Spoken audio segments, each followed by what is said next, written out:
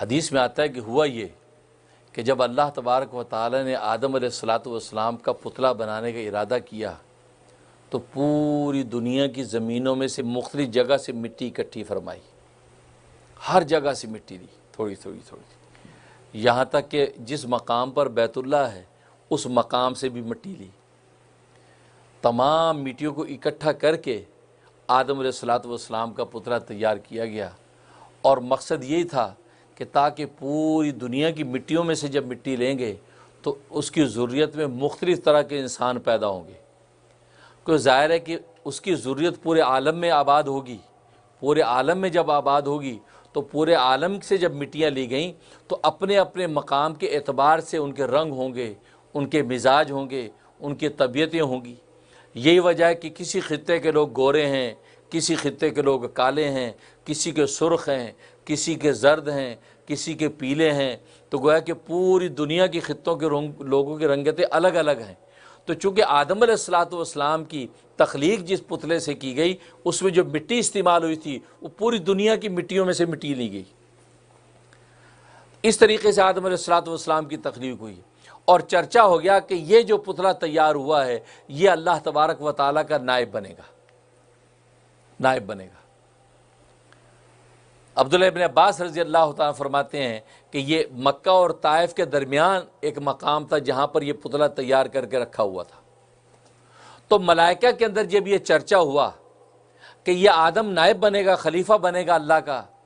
تو انہوں نے آپس میں یہ گفتگو کی بھلے وہ خلیفہ بن جائے، نائب بن جائے، اللہ کو نیابت دے دیں، لیکن ہم سے افضل نہیں ہوگا، ہم سے افضل نہیں ہوگا، اس لیے کہ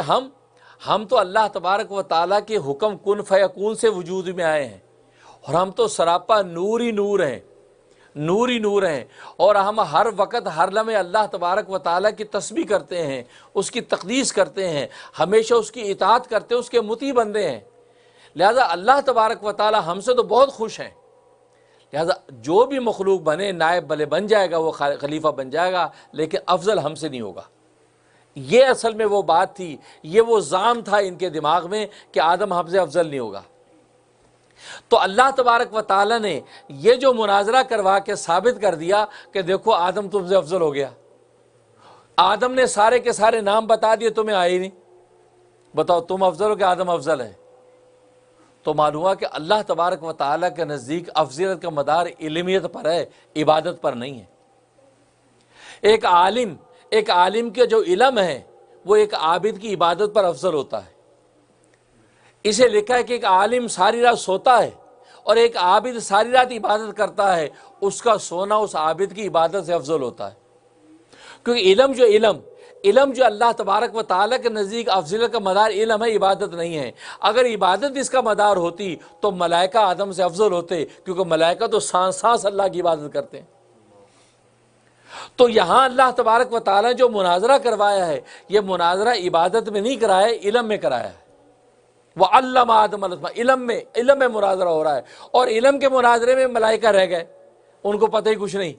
آدم ملائکہ اس کے علم کے مقابلے میں جیت گئے، تو اللہ تبارک و تعالیٰ نے آدم کو افضل قرار دے دیا،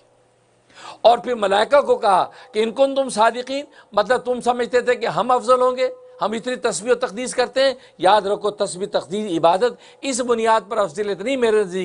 نزدیک افضل علمیت پر ہے، آدم علیہ الصلوۃ والسلام کی علمیت تم سے زیادہ ہے۔ تو یہ وہ دعویٰ تھا کہ جس کی نفی کرنے کے لیے اللہ تبارک و تعالیٰ نے فرمایا ان کنتم صادقین، اگر تم سچے ہو۔ اور ظاہر ہے کہ یہ جو بات کہی اس میں گویا کہ اس بات کا اظہار ہے کہ تم اپنے دعوے کو ثابت نہیں کر سکتے کہ تم افضل ہو، افضل آدم ہے، اور آدم کو جو چیز بتائی وہ اس نے بتا دی، تمہیں نہیں آئی۔